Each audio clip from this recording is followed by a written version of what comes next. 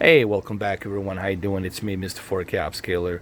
On this 8-minute video, I just want to briefly give you my experience on the OLED and why I choose the OLED currently.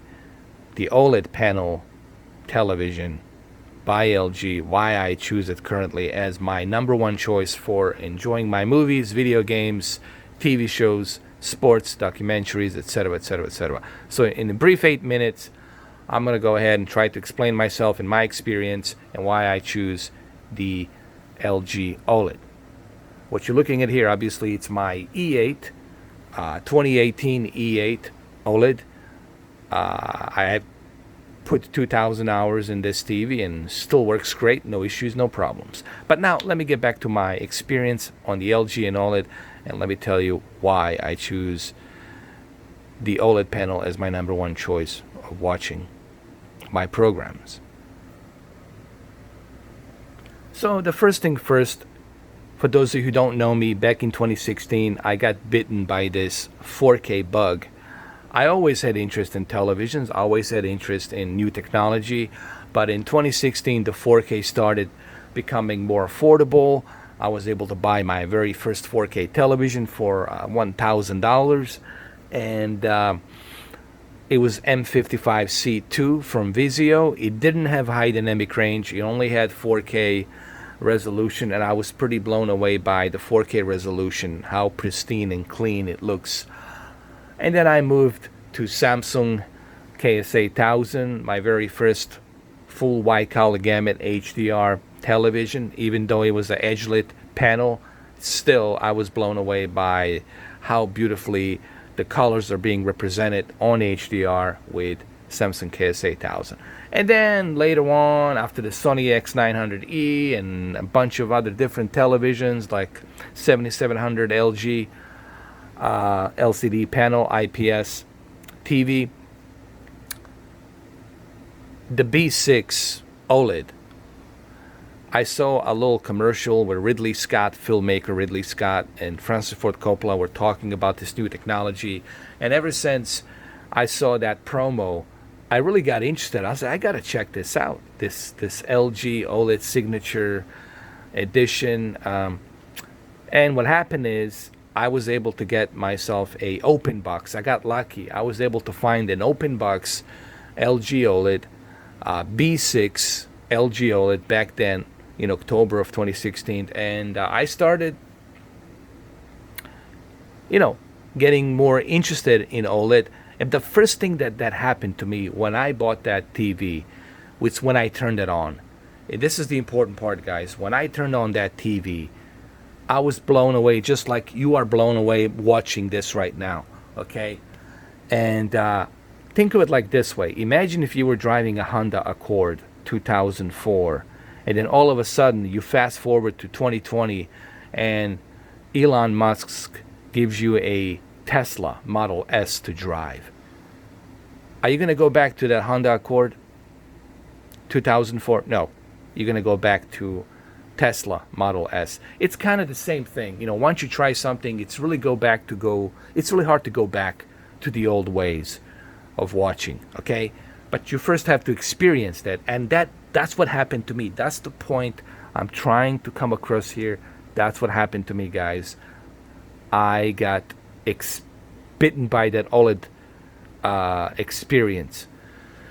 And after that, I traded in my B6 for C6, a little curved 55-inch OLED that also had a 3D, and probably one of the best 3Ds, because with the OLED you have the best possible contrast ratio and best possible spectrum of colors. So naturally the 3D looked amazing. It was one of the best 3D TV OLEDs that I had. And after that I switched to C7. I had it, I liked it. It was a little bit brighter. And then after C7 I went back to Q8 to try out the QLED technology television, which I still have Q8 here. And then I moved back to E8, which is still here. I spent 2,000 hours of viewing time on this TV. No issues, no problems, okay? No burn-in, no retention, no static. Here's the static right here. I'm playing this one same old static imagery and nothing's happening. And I have this TV for 2 years and it still works. Over 2,000 hours I spent into it. And then after that, I was gifted a C10 by LG. LG from South Korea, Seoul, South Korea. They sent it to me. People ask me, why did they send me this TV, this LG C10? It's because they saw how passionate I am. They saw how enthusiastic I am about these televisions. And I have purchased so many of LG OLEDs. I have tested so many of them. I made a bunch of videos on them. And of course, that caught the attention of the LG, and that's why they gifted this TV to me. So the whole point here I'm trying to come across, and I know you guys don't like me dragging this on and butchering this on, so my whole point here that I'm trying to come across is that, guys, as of me recording this video, July 30th, 2020, year of our Lord, currently there's nothing better on the market that's going to give you the best possible picture quality, the best possible gaming performance, and the best possible features in terms of value. And that, my friend, is LG OLED, and that's why I choose LG OLED over all these other televisions. Yes, I could have bought myself a Z9D. I could have got myself Z9F. Yes, could have easily done that. But I choose not to, because to me personally, nothing gives me a better picture quality. Nothing gives me more features and better features than the way LG does, the way OLED does. And this is something you have to experience. This is something, like I said, you have to buy it. You have to bring it home.